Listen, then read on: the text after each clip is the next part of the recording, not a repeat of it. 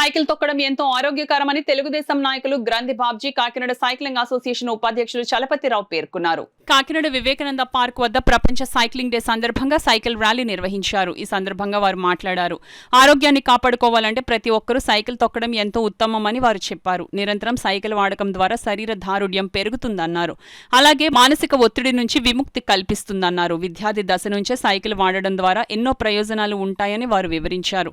Kakinada cycling association ద్వారా rural ప్రాంతాల్లో cycling గురించి ప్రజలకు వివరించడం జరుగుతుందన్నారు.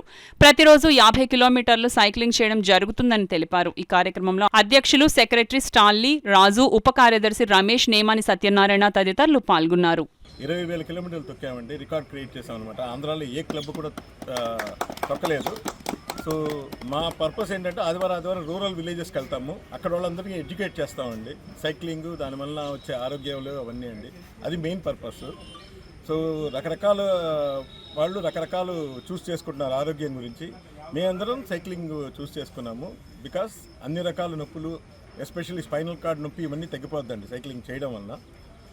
సో ముందుకి చాలామంది వస్తారు, చాలామంది జాయిన్ అవుతారని, మోటివేట్ అవుతారని మేము చేస్తున్నామండి ఈ పని. చెప్పండి.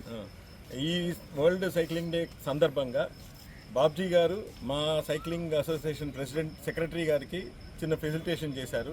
ఈ రోజునే కాకినాడ సైక్లింగ్ అసోసియేషన్ వారు అనుకోకుండా సైక్లింగ్ చేస్తూ మన పొలాచేరు పార్క్కి రావడం జరిగింది. వివేకానంద పార్క్ వచ్చారు. చాలా సంతోషం. వాళ్ళు ఈ రోజున సైక్లింగ్ డే అని చెప్పడం, మమ్మల్ని కూడా ఈ కార్యక్రమానికి వెళ్ళడం చాలా ఆనందం. ఇలాగే నిత్యం ఈ సైకిల్ వదలకుండా సైక్లింగ్ చేయాలని, వాళ్ళ ఆరోగ్యాన్ని మెరుగుపరుచుకోవాలని మనస్ఫూర్తిగా కోరుకుంటూ సెలవు.